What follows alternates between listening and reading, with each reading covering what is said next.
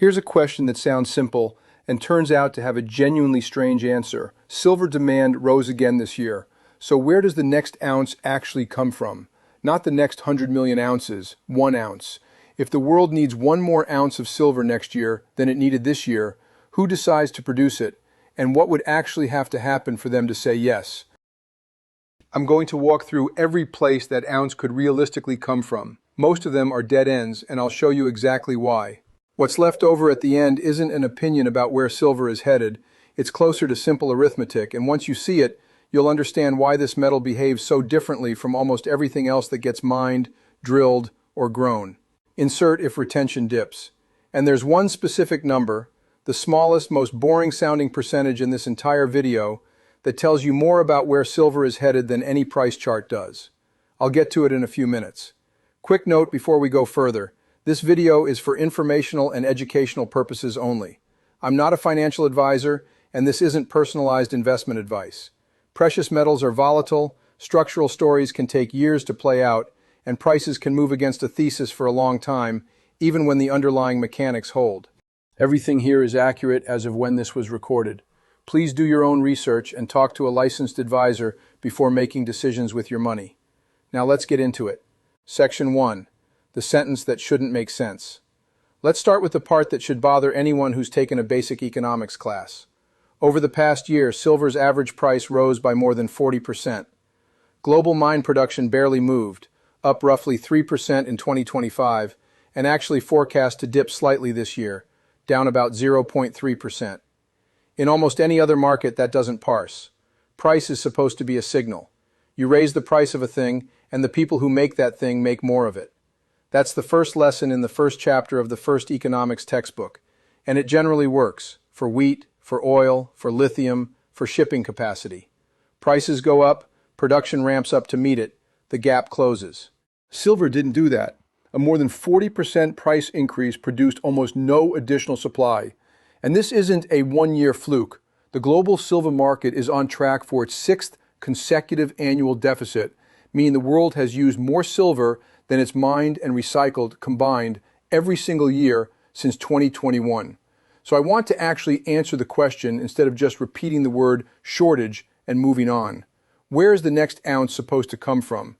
There are really only a handful of places to look, and I want to walk through each of them honestly, including the strongest argument against everything I'm about to say. Gold doesn't scam anyone. People do. Fake urgency. Coins with fancy names and inflated prices. Fees buried so deep you won't find them till it's too late. That's not conspiracy talk. That's the actual playbook, and it's been running on people for decades. I wrote a book to break that playbook wide open, The Precious Metals Trap. Not a sales pitch, not another buy gold now video. Just the real tactics, the real red flags, and the exact questions that expose a bad deal in seconds. Whether you're just starting out or protecting decades of savings, this is the one read that puts you ahead of the pitch, not behind it. Comments, description, both. Now, back to the topic. Section 2. New mines, the timeline problem. The obvious place to look first is a brand new mine. If the world wants more silver, someone builds a new mine to produce it. This is what happens in most industries within a year or two of a price signal, so it's the natural assumption. Here's a live example instead of a hypothetical. In June of this year, a Mexico-based silver developer called Sinda Ltd.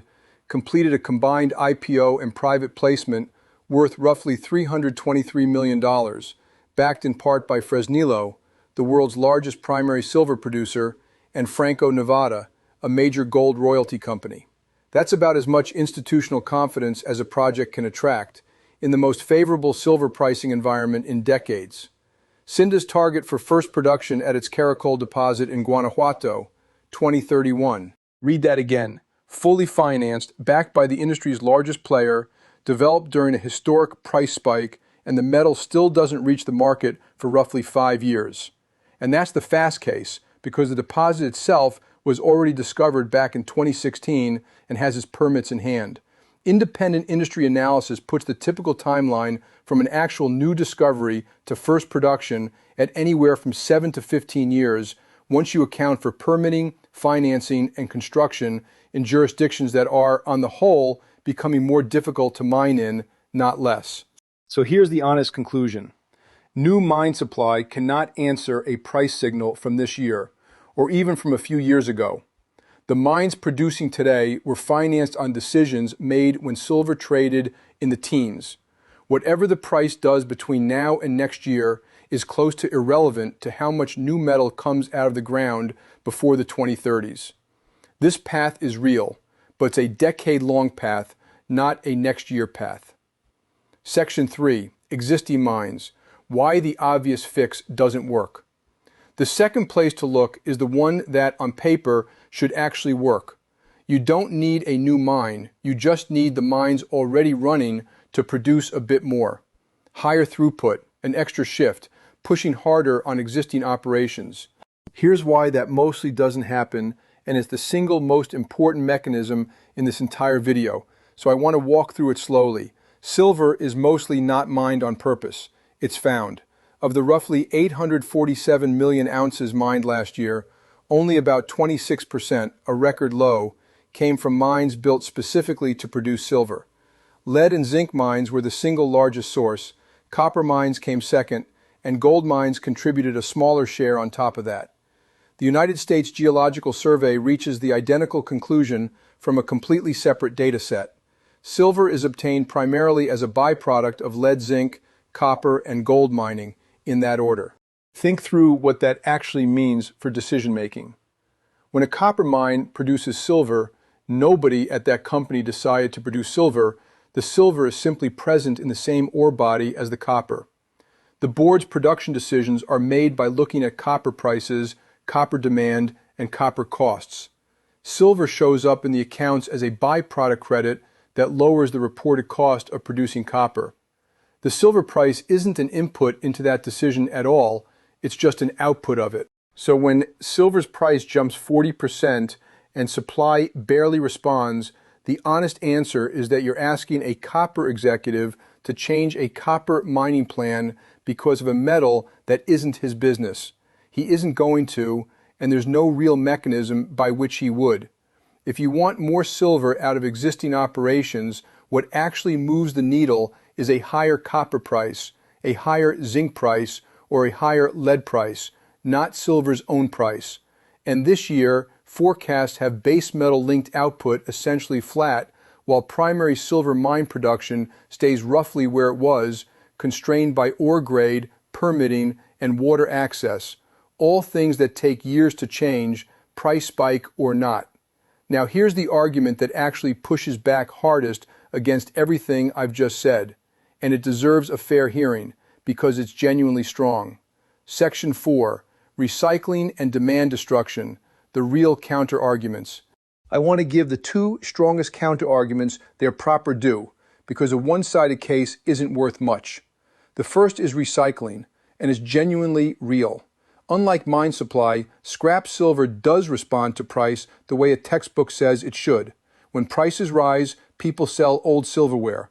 Industrial processors recover material they'd otherwise discard. Refiners run harder. It worked.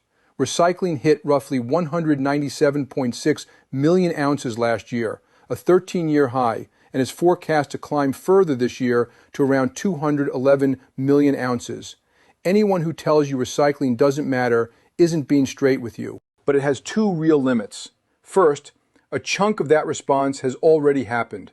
The easy scrap has largely been recovered, which is part of why total supply is still barely growing, even with recycling at a multi-year high. Second, and more structurally important, silver's largest single industrial use is solar, and the silver inside a solar panel is finally dispersed through the cell and sealed into the laminate. Recovering it is a genuine material science problem, not just a matter of wanting to, and the bulk of panels installed over the last decade won't reach end of life for recycling until the 2030s. The second counter-argument is demand destruction, and it's the strongest card against this entire thesis. I want to be direct about that. Solar manufacturers have been cutting the amount of silver used per panel aggressively through thinner paste layers and redesigned cell architecture, and it's worked at a scale that's genuinely striking. Silver demand from solar fell by roughly 19% this year, the largest single-year reduction on record for that sector. So here's the test. In the exact year, the single largest demand category in this market executed the biggest cut in its history, what happened to the deficit? It widened from roughly 40 million ounces last year to a projected 46 million ounces this year. Read that twice because it's the hinge of this whole video. The demand side made its biggest possible move, and the shortfall still got bigger, not smaller. That tells you something a narrative alone can't argue you out of. Even a historic act of demand destruction wasn't enough to outrun the supply side constraints already covered in this video. One more distinction worth making here because it matters for how durable this is. There's a real difference between thrifting and using less silver to do the same job and substitution, where silver leaves the design entirely and doesn't come back even if prices fall. This year's solar reduction has been overwhelmingly thrifting, which has a physical floor since you can only ask a conductive path to carry current through so little material. Genuine substitution at industrial scale would require requalified manufacturing lines and new multi-decade warranties, a years-long process, not a quick reaction to price.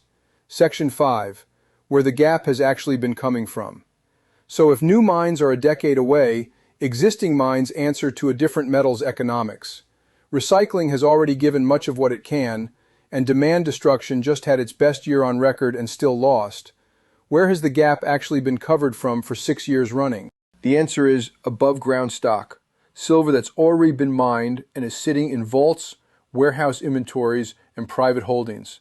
According to the Silver Institute's World Silver Survey, the market has drawn down roughly 762 million ounces from these existing stockpiles since 2021, just to plug the annual shortfall, close to a full year of global mine production quietly consumed and not replaced. It's worth being honest about what that stockpile actually is. Only a fraction sits in exchange warehouses where it can be counted daily. The larger share sits in dealer inventories, refiner working stock, and private hands across many countries with no consistent reporting. Nobody knows the precise global total, and it's genuinely the mechanism that's kept every delivery made and every contract settled for 6 consecutive years. But it is, by definition, a stock and not a flow.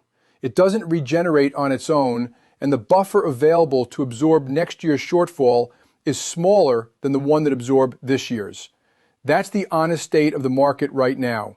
The physical gap has been real for 6 years, and it's been closed every year, but by drawing down a finite reserve, not by producing more metal. I do want to flag a serious, credentialed pushback here rather than skip it. Some veteran analysts argue the deficit framing overstates the case, that annual shortfall figures conflate investment flows with genuine consumption, and that in past price spikes, large volumes of silver have come back out of private hands once the price got high enough to draw them out. That's a fair and historically supported point. Silver has never actually run out, and it likely isn't going to. But notice what that argument actually concedes. If the metal that closes the gap is silver coming back out of private holders, that's not new supply being produced.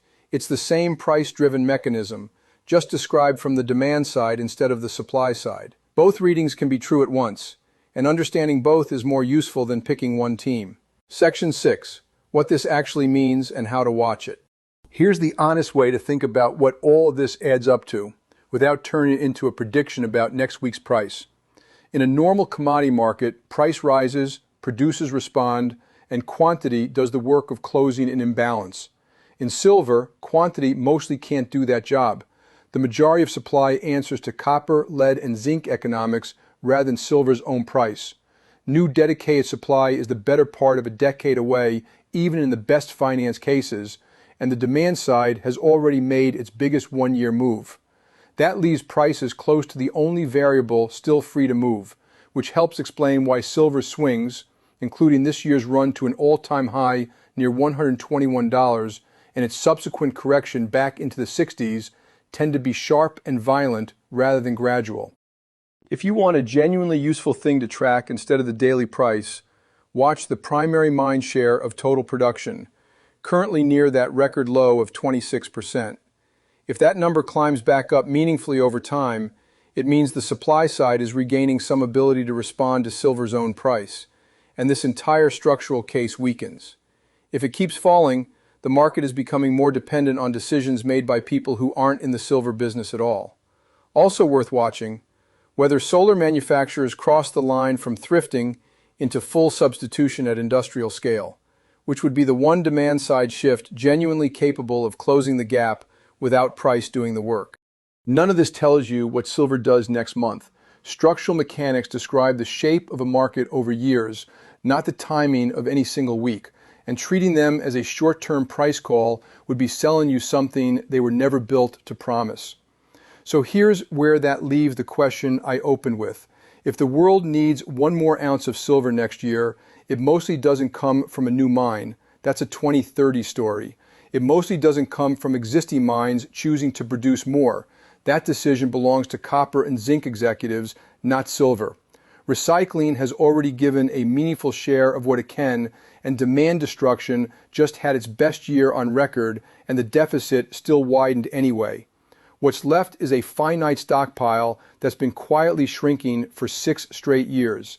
That's not a bullish slogan. It's a description of how this particular market is actually built.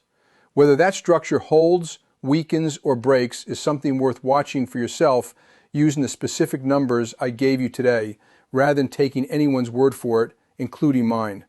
If this helped you understand why silver behaves so differently from almost anything else that gets mined, subscribe so you catch the next one.